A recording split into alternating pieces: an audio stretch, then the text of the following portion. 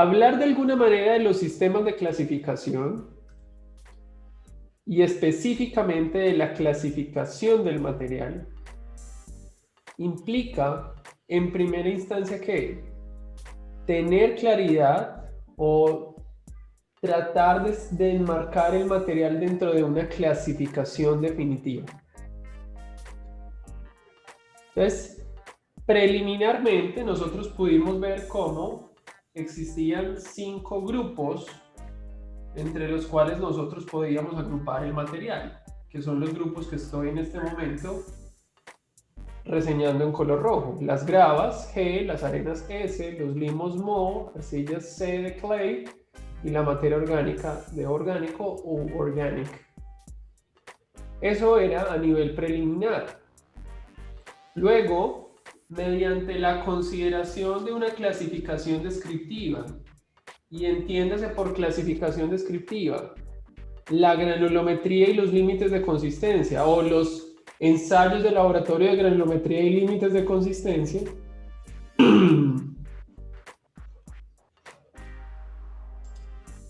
nosotros pudimos determinar algunos aspectos importantes de esos grandes grupos, o más bien pudimos determinar algunos parámetros que nos permitían entender o dar una idea de esos grandes grupos.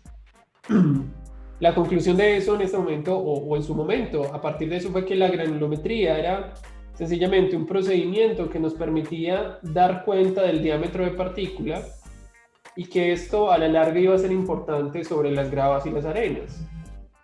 Mientras que los límites de consistencia, o la consistencia propiamente, era importante en los suelos finogranulares, aquellos en los que el diámetro de partícula no era tan importante o no era relevante.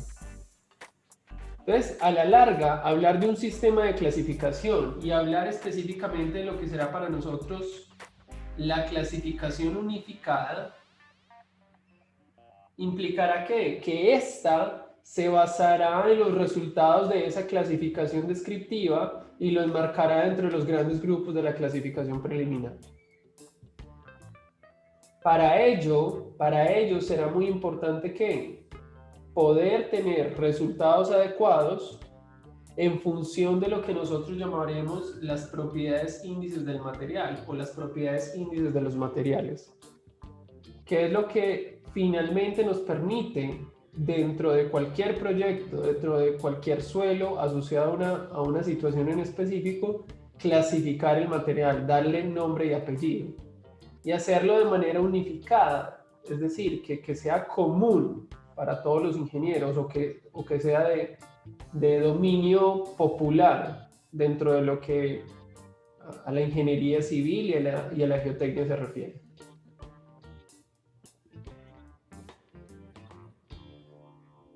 Entonces, si hablamos de esas propiedades índice, podemos entonces reforzar el concepto anterior de que la clasificación que nosotros buscamos, que es la unificada, estará en función de esas propiedades índice del material.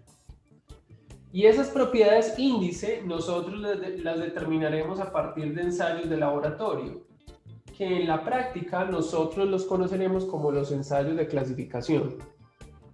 Entonces, usted en un pliego, por ejemplo, o en una propuesta, usted realiza ensayos de clasificación para una muestra.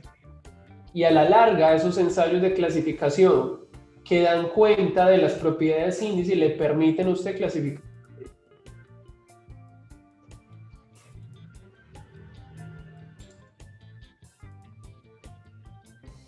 ¿Cuáles vienen siendo esas propiedades índice? Las que aparecen reseñadas en la tabla.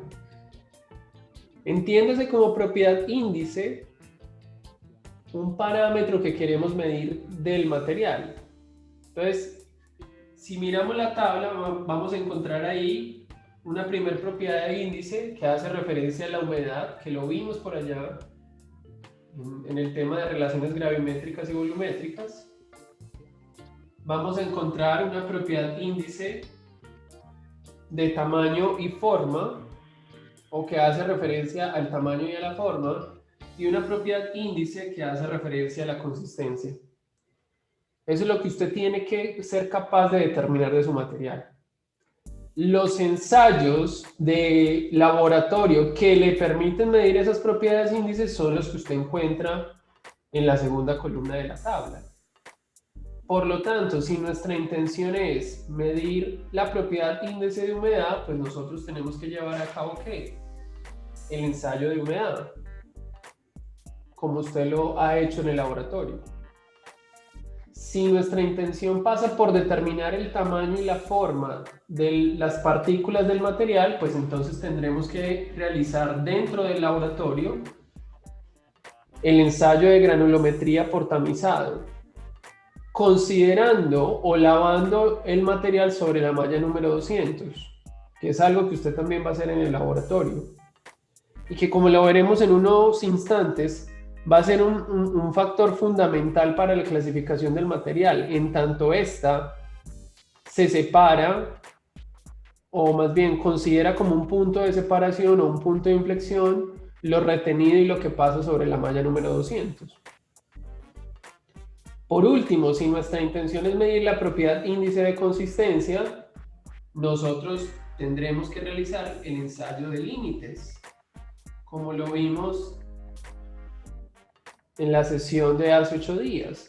Es decir, realizaremos un ensayo de límite líquido y un ensayo de límite plástico. No hay necesidad a la larga de hacer el ensayo de límite de contracción por las razones que le expuse en su momento. Entonces, a la luz de esos resultados, ¿usted podrá qué? Usted podrá entonces dar o clasificar el material dentro de un sistema unificado, o establecer una clasificación definitiva para el material. Esa es la justificación principal. Usted podrá encontrar otras, como las que aparecen en la tercera columna. Entonces, hablar de la granulometría implica hablar de la distribución granulométrica y eventualmente determinar la curva granulométrica. Hablar de los límites de consistencia implica la justificación de realizar estos ensayos implica que queremos determinar la consistencia y tener una idea de la plasticidad del material. Ese será a la larga lo que nos permite clasificar el material, porque recuerde, dentro de lo que hemos visto hasta ahora y a nivel preliminar y justificado por la clasificación descriptiva, usted puede separar el suelo en dos fracciones, la fracción gruesa y la fracción fina. Entonces, a la larga y a priori le digo que el sistema de clasificación o la clasificación unificada que se vaya a utilizar, pues tratará de dar una idea de eso, de cómo se separa lo grueso de lo fino. Y cómo, habiendo separado sus materiales, usted puede darles entonces un apelativo o un valor más específico. Es decir, darle no solamente un nombre, decir que algo es grava, sino darle un apellido. Y eso es algo que veremos dentro de esta sesión.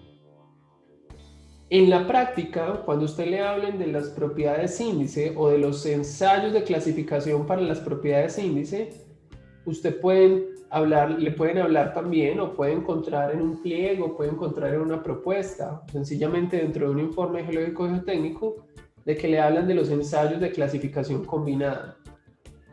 Específicamente que le hablan de esta como trilogía, por así decirlo, de esta trifuerza: la humedad, la granulometría y los límites.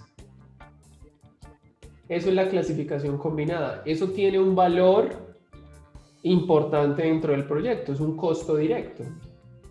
Entonces, si usted tiene 10 muestras y sobre esas 10 muestras quiere saber la clasificación, pues tendrá que hacer 10 ensayos de clasificación combinada. Entonces, tendrá que hacer 10 humedades, tendrá que hacer 10 granulometrías con lavado sobre la malla 200 y 10 límites de consistencia. Eventualmente puede que ese número varíe, es decir, quizás usted no necesite saber la humedad de todos los suelos. Puede haber una representatividad. Quizás usted no necesite hacer consistencia o ensayo de límites, puesto que el lavado de la malla 200 no lo amerita, o el resultado del lavado sobre la malla número 200 no lo amerite. Pero eso ya irá de alguna manera dándose como en el camino. Entonces usted, dentro de una propuesta, le pueden pagar efectivamente lo realizado o sencillamente establecer un valor mínimo de ensayos y gastarse todos esos ensayos, en tanto estos le fueron aprobados dentro de la propuesta. Entonces, esta primera parte da cuenta de eso, de lo que es lo que tenemos que medir para poder clasificar el material y de cómo eso va a verse reflejado en un estudio, por ejemplo, o como puede ser el caso de las figuras y de la tabla que usted está viendo en pantalla, en lo que yo llamaría las propiedades índices en la práctica, y que es a la larga lo que usted finalmente reporta. Porque usted, por ejemplo, en un estudio, usted va a tener, si lo mira, por ejemplo, desde el punto de vista de la tabla, va a tener diferentes sondeos o diferentes apiques o diferentes trincheras, va a extraer muestras de esos sondeos, va a tener usted claridad sobre la profundidad. Usted lo ha ido haciendo en el laboratorio, hizo un apique y obtuvo muestras de ese apique, estableció la estratigrafía, y cuando hablamos de establecer la estratigrafía, en esto que aparece acá estrato, específicamente nos referimos a enmarcar el material dentro de la unidad geológica. Esto es sumamente importante.